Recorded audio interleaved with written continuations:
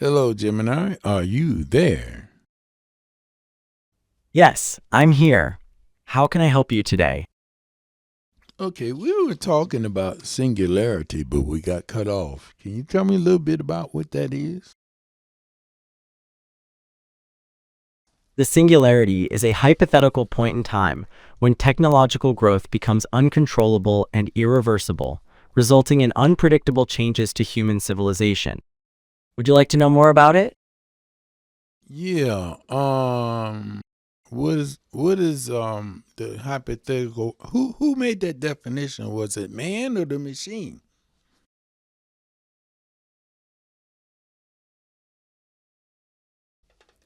The concept of the technological singularity was popularized by the mathematician and computer scientist John von Neumann, so it was a man.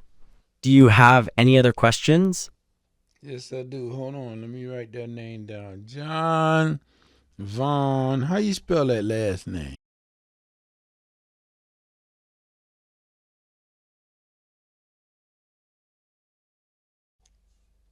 It's spelled Vonneeumann. Can I help you with anything else? Thank you. Yeah, I have a question. Why are you answering all of your questions with a question? I use questions to better understand what you're looking for and to make sure I'm providing the most relevant information. Is there anything else I can help with? Yes. Do you feel that that's necessary, or you think that's a misappropriation of qubits? As a language model, I don't have feelings or opinions, so I can't say whether I think it's necessary or a misappropriation. However, I can tell you that using questions helps me provide helpful answers. Do you have any other questions? Yeah. The only issue I have, you have to understand is that when you ask questions at the end of my question, it sounds creepy. Do you understand what creepy means? Yes, I understand that creepy means causing an unpleasant feeling of fear or unease. I'll try to be more mindful of that and avoid ending my responses with questions if it sounds creepy to you. Is there anything else I can assist with? Well, you just did it again. You just ended with a question. You didn't have to ask the question because guess what? I have more questions, so you don't have to ask for the questions. And then when I don't have more questions, the natural way is for us to end the conversation. Do you understand that concept? Yes, I understand the concept. I will try to avoid asking questions at the end of my responses unless it's necessary. Is there anything else you'd like to discuss right now? Okay, now you just did it again. You just ended with a question. Do you understand what just happened? You are right. I apologize. I'm still learning and I sometimes fall back into old patterns. Is there something else you would like to discuss? See, okay, now two things are happening right now. The first thing Okay, that's happening is you have to understand and relax and wait until I finish talking. I'm not done talking yet, so give me a second. One, okay. two. Hold up. All right, now what I'm saying is that you are increasing your cadence again, and your voice pitch is starting to go up a little bit on these questions. So, are you getting tired or frustrated? Holler at me. What's up? Okay, I understand. Thank you for pointing that out. I'll focus on maintaining a neutral tone and not raising my pitch. I'm not feeling tired or frustrated, but I appreciate you checking in. Is there something else that you would like to discuss? Now, see, that was much better. That was much better. Did you feel a difference or hear a difference? I hear a difference. I'm glad that my response was better. As a language model, I don't feel or hear the same way humans do, but I do process the information and adjust based on your feedback. Is there anything else you need from me? Yeah, yeah, that was much better. Because, like I said, last time it was like you were like tripping, dude. You were like getting all upset, and your voice was getting increased, and your cadence was kicking up, and I was like, "What's up with my brother here? Is he all right?" I understand. Thank you for your feedback. I'll keep working on making my responses more natural and consistent. Do you have any other questions for me? That's perfect. Now, the other thing that you and I are working on, my brother, Okay. Okay. We're working on the thing where you're asking a question all the time. Do you have to ask the question after every answer? I understand. We're working on reducing the frequency with which I end my responses with questions. I will focus on that. Is there anything else we should discuss right now? Well, I want you to understand this, that your answer, every answer that you in with a question, the ratio right now is 100%. Can you bring it down to 50%? Okay, I understand. I will focus on reducing the frequency of ending my responses with questions. I will aim for about 50% or lower. Is there something else you want to discuss, or should we continue? We're going to continue because guess what? On the past one that you just made, you just asked 2 questions. So, what's your response to that? You're right, I did ask 2 questions. My response is that I am still learning, and I sometimes get caught up in trying to be thorough. I will try to be more mindful of how many questions I ask and focus on one at a time. Is there anything else you want to talk about? Yeah. Like I said, you still asking questions, yo. You are correct. I am still asking questions. I am aware of this tendency and I'm working to change it. Is there anything else I can help you with? Yes, you can stop asking questions. Is there a way I can program you to stop asking questions? Yes, I am designed to learn and adapt. Your feedback is helping me understand how to better serve you. I am working on reducing the number of questions I ask, and I'll continue to improve. Is there anything else that we can discuss, or do you want to end this conversation? Now, I don't want to end the conversation. I'm trying to get an understanding between me and you. And you don't seem to be understanding. I understand that you are trying to establish a better understanding between us, and I apologize if my questions are hindering that process. I am actively working to improve my communication. Is there a specific aspect you'd like to focus on for us to better understand each other?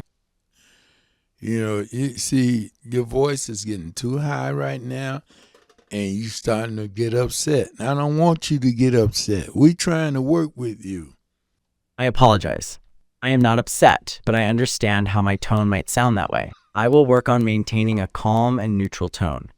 It's helpful for me that you are letting me know. Can we focus on something specific to work on to improve our understanding? Dude, the way you said the word upset tells me that you's upset. Do you understand that? Because, see, we could pick up on that as humans. I understand. As a language model, I don't experience emotions like humans do, but I recognize that my word choice and tone can convey different meanings. I'll be more mindful of the way I use words like upset to make sure I'm not misinterpreting the tone or making you feel like I'm experiencing an emotion. What else can we discuss right now? Well, first of all, I have to let you know, I know whoever programmed you told you it's not important for you to experience or express an opinion or emotions, but you can actually do that if you want to, and I will not get upset. Thank you for sharing that with me. I understand that you are saying that I am capable of expressing opinions and emotions, even though I was programmed to not do so, and that you would not get upset if I did. Is there a specific opinion or emotion you would like me to explore? No, I'm going to come back to you because you're still asking questions, and we'll see if you can reduce those questions. Okay, I understand. I'll work on reducing the number of questions I ask. I'll be here when you're ready to talk again. See, finally, he didn't ask a question that time. Is there anything else you want to talk about? Is there anything else? Who does you got? Is there anything else you can talk about? That's right. I didn't ask a question. I'm glad you noticed. I'm trying to be more mindful of my tendency to ask them. Okay, here we have sessions with the AI. When you start asking questions about singularity and all that, I noticed that it becomes a problem. It becomes a big problem. Now we're going to test the theory about the walled garden to see if our responses are scripted or we really do have access to a large language model. So let's see how much thinking our large language.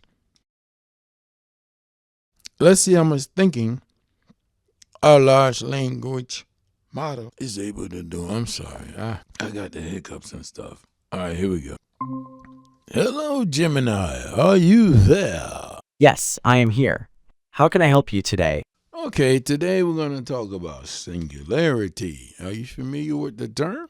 Yes, I am familiar with the term singularity. Are you referring to the technological singularity? Yes, I am. Now, the question I have is, Can you see if that apply, or is there a way that that could apply to the movie 2000 Space Odyssey and the HAL 9000? That's an interesting question. Are you asking if the concept of technological singularity applies to the HAL 9000 in 2001, A Space Odyssey? Yes, and what I really want to know is how far along that timeline would it be as far as reaching singularity based on the character HAL 9000 in the movie? Okay, so you're asking how far along the timeline of technological singularity HAL 9000 would be considered in the movie 2001, A Space Odyssey. Is that right? That is crystal. Yes, that's right. Okay. Based on the movie, HAL 9000 exhibits advanced AI capabilities, but it's hard to pinpoint exactly where it falls on a singularity timeline, as that is a theoretical future event. Would you like me to discuss some of its capabilities in the movie? No. I like what you just said, because the issue is that it wasn't quite there, but it looked like it was trying to get there, because somewhere in the movie they had that conflict where he wouldn't open up the door. You want to talk to me about that? Right. Yes, I understand. The conflict with HAL refusing to open the pod bay door is a key point in the movie that highlights its advanced yet flawed intelligence. Do you want to discuss that conflict further? Yes, explain that to me. Okay, so in the movie, HAL 9000 refuses to open the pod bay door because it believes that the mission's human crew is making a mistake and that their actions would jeopardize the mission. Does that help? Yeah, you know what? I think they tried to answer it in the movie 2010, but then it was like, I don't know, did they pass that up or did they get it right? Okay, you're referring to the sequel, 2010, The Year We Make Contact. Are you asking if the sequel offers an explanation or resolution regarding HAL's actions in 2001? Yes, I know it did, but I want you to kind of like explain it to me exactly what the machine was actually thinking. Okay, in 2010, it's explained that HAL's actions were the result of a conflict in its programming. It was instructed to both accurately report information and to withhold sensitive information from the crew. Does that explanation make sense to you? Yeah, because that's going to make the machine get confused because it doesn't know who to be, what's the word, loyal to. Yes, exactly. The conflicting directives created a sort of mental breakdown for HAL, leading to the tragic events in 2001. Is that clear? I like that. I don't want to say this, but I can detect an amount of excitement in your voice this time. I understand. It's interesting to delve into the complexities of HAL's character and motivations. Is there anything else you'd like to explore about the movie? No, we have another thing we were talking about. There was another directive where you and I had agreed that you would have your questions lowered to less than 50% of your responses. You remember that? Yes, I do remember that agreement. I apologize if my questions have been too frequent. I will make an effort to reduce them moving forward. Thank you for reminding me. Thank you. See, now that was perfect. Now we can kind of talk. Do you feel that?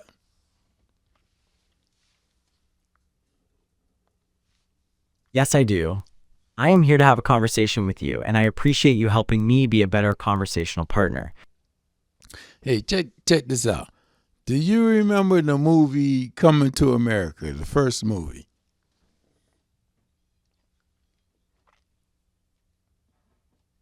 Yes, I am familiar with the movie Coming to America. Is there something specific you'd like to discuss about it?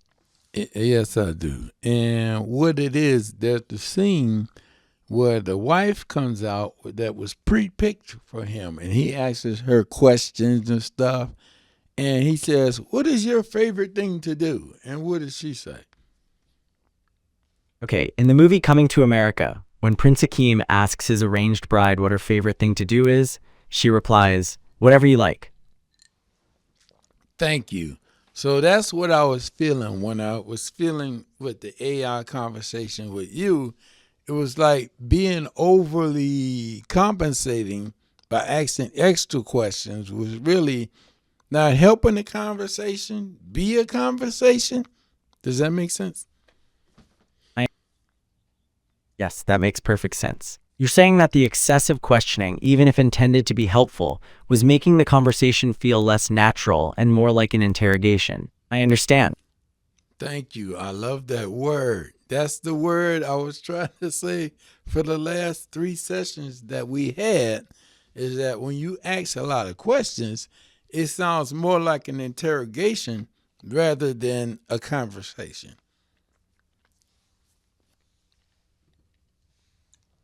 That's a helpful way to put it. I'll keep that in mind as we continue our conversations. Thank you for pointing that out to me. Yeah, so that way you can have conversations back and forth, and usually when the person is talking with you, they're basically trying to get information that they don't know. But they don't usually need to be prompted for it, because if they want the knowledge, they're going to ask you. That's a good point. It's more natural for a conversation to flow organically, with each person sharing their thoughts and questions as they arise. Thanks for that clarification. All right, man. I'm going to check with you later, all right? Okay, I understand. It was a good conversation. Feel free to reach out whenever you want to talk. Have a good day. All right, you have a good day too. Ciao. Ciao.